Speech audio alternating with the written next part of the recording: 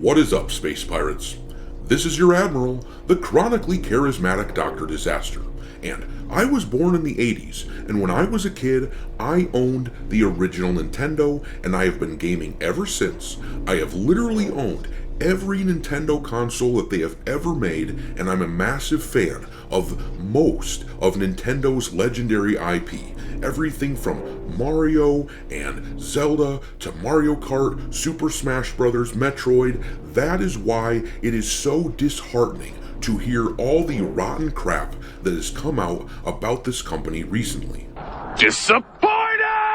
Considering my long-standing love of Nintendo, right about now, I should be on cloud 9, thinking about Mario Kart World and Donkey Kong Bonanza, but instead, Nintendo keeps shooting themselves in the foot and proving how out of touch the current people running the company are. The $80 Switch 2 games were obviously a massive problem. Their insistence as a company on charging more for physical copies of games, that is also a big problem. And this PAL World patent situation is particularly annoying. It looks like they are filing patents now just so they can launch more claims against PAL World.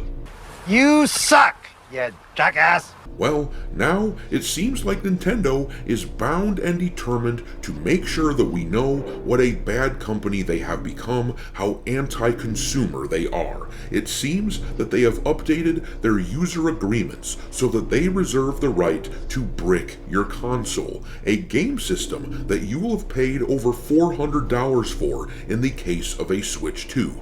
But they reserve the right to turn your system into an expensive paperweight if you behave in a naughty way that they disapprove of. I have a package for you. Sounds broken. Most likely, sir. I'll bet it was something nice, though.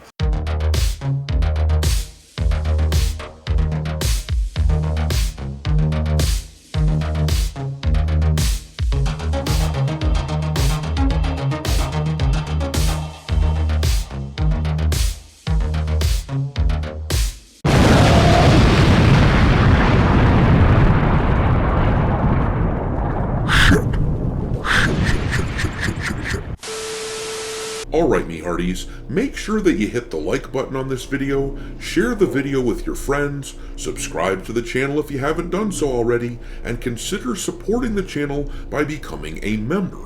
Channel members have access to the audiobook version of the first section of a novel I've written, a dark fantasy story called The Darkest Heritage, which will be out on Amazon soon, and I'm also working on a space pirate cartoon, which channel members will get access to first. We can't just complain about the things we dislike in culture, we have to provide alternatives. So, if you want to support that sort of thing, become a channel member for as little as $5 per month. But anyhow, let's talk about Nintendo and the really scummy shit they're trying to pull with their user agreements. Imagine that you spent over $500 pre-ordering a Switch 2 and maybe an extra controller along with a couple of games. You're excited as hell. June can't get here fast enough so that you can play your new game system. Now, imagine that the game system shows up, you're playing Mario Kart World, and you decide to do some modding. You get it set up so that Mario now looks like, oh, I don't know, maybe you turn him into Mega Man or something like that, just for fun. You go to play the game, and then suddenly the damn console won't even turn on anymore. Maybe they have a little message that pops up on the screen explaining what's going on. Sorry, valued customer. You decided to do something harmless that doesn't hurt anyone else, but all that money that you spent on this console, it has all been flushed down the drain unless you drop another $450 for another Switch 2 console, and if you do, then you better make sure that you don't mod anything ever again. Well, that's what's going down. Nintendo is promising to brick your console if you mod anything.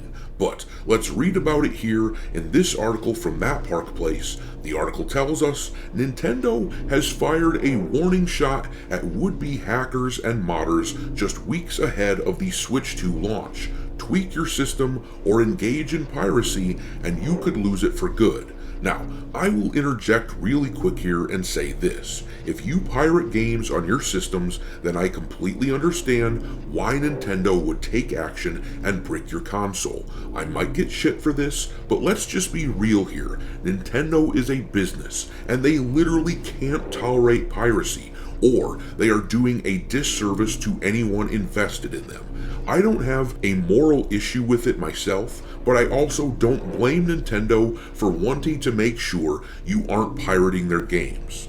In my view, you are welcome to be a pirate if you want to, and you can have your own moral justifications for doing so. That's okay, but Nintendo is welcome to take measures to prevent and discourage it. But the modding stuff is where I get pretty annoyed. Now, I understand there might be people using mods to cheat in a game, and that's a problem, but that's where it seems like Nintendo should be doing their due diligence and not just applying broad strokes to the whole situation.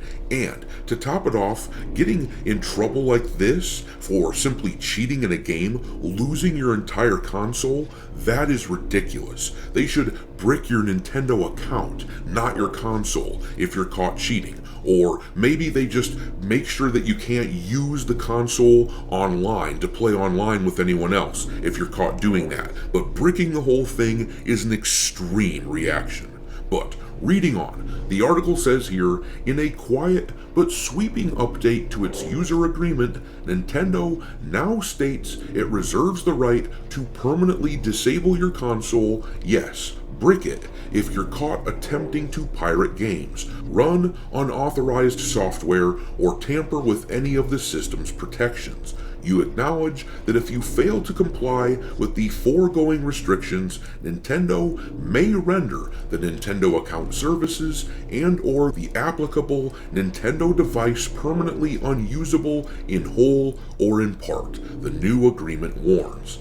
The update, first reported by GamerFile, marks the first revision to the user terms since 2021, where the old language merely told users not to reverse engineer or modify their accounts. This new iteration takes a sledgehammer approach, leaving little doubt that Nintendo intends to get aggressive with piracy enforcement on the Switch 2.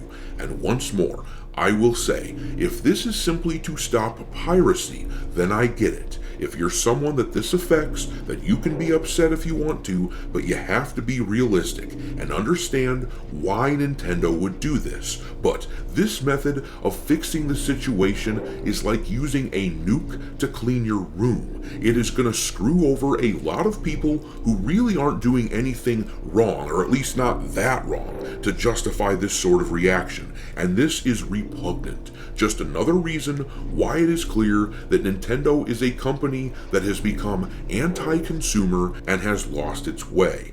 But I'm going to leave it there. What do you make of this situation? Drop your contempt for companies like Nintendo and their wretched behavior into the comment section below, and we will talk there. Thanks for watching, me hearties. If you haven't already, your Admiral is inviting you to subscribe to the channel and become a part of the crew. Life as a space pirate may not be glamorous, but there's always plenty of booty.